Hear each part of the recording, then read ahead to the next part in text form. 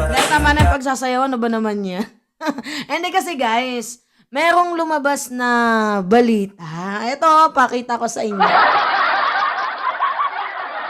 I-flash na lang natin sa screen tapos paliitin natin yung mukha ni Mima Alicia. Kung kinakailangan kasi nakatutok talaga yung mukha natin dito sa camera. Hindi kasi naka-adjust yung mic. Ano ba tong mic na to? Kung pwede lang hugutin, hinugot ko na. Ano yung sabi sa kanta? Oh, kalma. Alam nyo kung bakit ko pinarinig yung oh, kalma. Kasi meron pong banat. Ano yung klase ng banat? Ano yung banat? Meron pong banat. Itong si President Marcos. Hindi lang basta-bastang banat.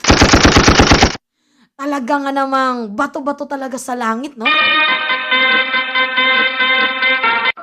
Ang matamaan ay wag na wag magagalit.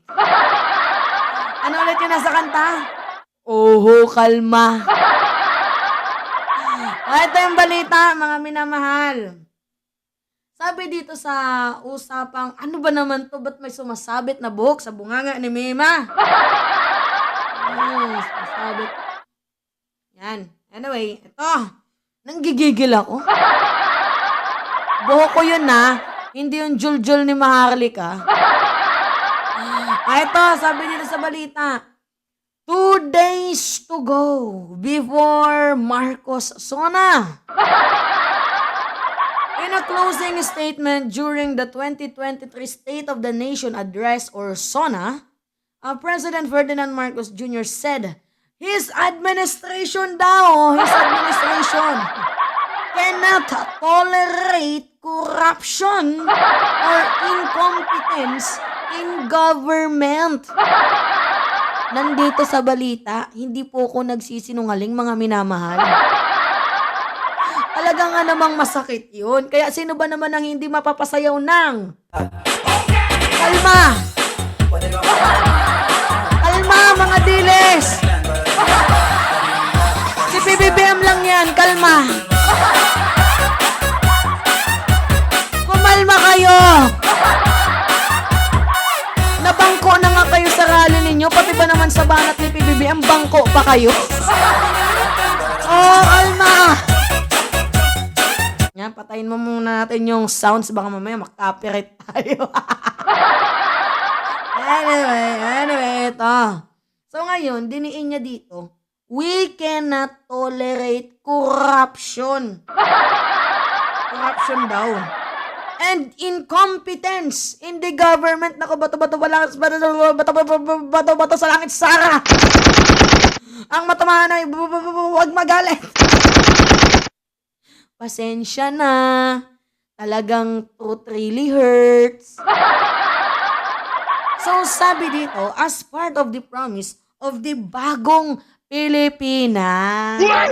Uy, ba't what? Yay! Siyempre, dapat yay yan. Ding! Anyway, so, we cannot tolerate corruption or incompetence in the government. It is up to us to provide good leadership and guidance.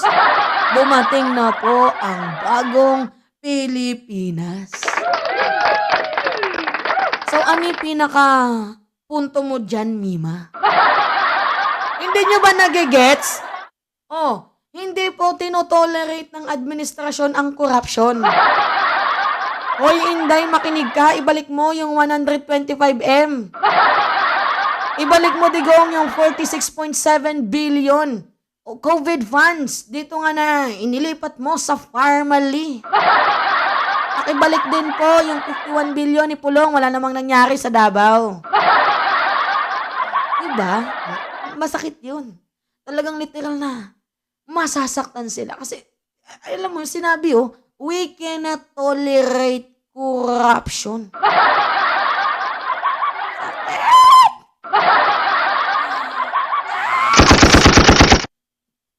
ba? So, kay PBBM na mismo nagsabi. So, hindi din ina-allowed ng ating gobyerno today, ngayon sa kanyang administrasyon, yung corruption. Hindi niya ina-allowed yan. Kaya nga, ang linis po ng track record ng ating presidente. Alam niyo ba kung bakit? Napaka-open niya po sa lahat ng bagay. Mayroon pong data. So, kung hinahanap niyo kung saan napunta yung pondo, i-visit niyo na lang yung page ng Malacanang. Kasi po, lahat doon naka-indicate. At itong ating presidente, very vocal naman talaga sa pagtulong sa ating mamamayang Pilipino. Kaya palakpakan tayo. Alam niyo, ang sakit nitong banat ni PBBM, no? Napakasimple lang, pero malaman. Oo. We cannot tolerate corruption kasi, diba, although wala naman siyang minention, yes guys, wala naman siyang minention, pero alam naman natin na mayroon siyang pinaparinggan dyan. O sino ba naman yung mahilig mangulimbat ng pera ng taong bayan? Sino yung mahilig humingi ng confidential funds? Sino? Diba? Sino? O edi, alams na. Sino din ba yung hindi nagde-declare ng kanyang salin? Diba? O anong kala nyo? Kayo lang magaling bumanat? Oy, si PBBM din. Pero bato-bato sa langit dito, ang matamaan, syempre dapat wag magalit. Choice nyo yan eh. Kayong gumawa ng katarantaduan eh. Eh di panindigan ninyo. Diba? Oh. So, ang dami mga nag-comment dito na yan ang ating presidente. Ang galing, o 'di ba? So, pakibalik daw ang tawag dito 125 million within 11 days confidential funds. Daming nag-comment dito, ibalik daw. Oh, tapos may nag-comment din dito yung sa Parmali, ibalik ninyo. Oy, mayroon din nag-comment dito, guys. Yung plunder, oo, nalimutan natin. Diba? Diba? Talaga nga namang lakas makabudol nila digong, no? Pag corruption talaga yung naririnig ko, isa lang pumapasok sa isip ko, si Duterte. Talagang money, eagle, money? Money, eating, eagle eating money? Money, eagle, eating? Oy, pa-help. Eagle, money, hindi. Money, eagle, wag na nating pag-usapan mga minamahal. Basta, yung money, eagle, eating. Cheers. Money, eagle, eating. Diba? Basta talaga corruption, isa lang yung naiisip ko, yung agila. Yun lang. O, diba? Kaya nga sabi ko sa inyo, kalma. Diba? Kasi mayroon na namang maiinis dito sasabihin na, oy, nagsasalita yung hindi nag-corrupt. Ganyan yung response nila eh. Kaya dapat kalma. Kalma. Kalma. Kumalma kayo. Walang mention. Pero bato-bato na lang sa langit.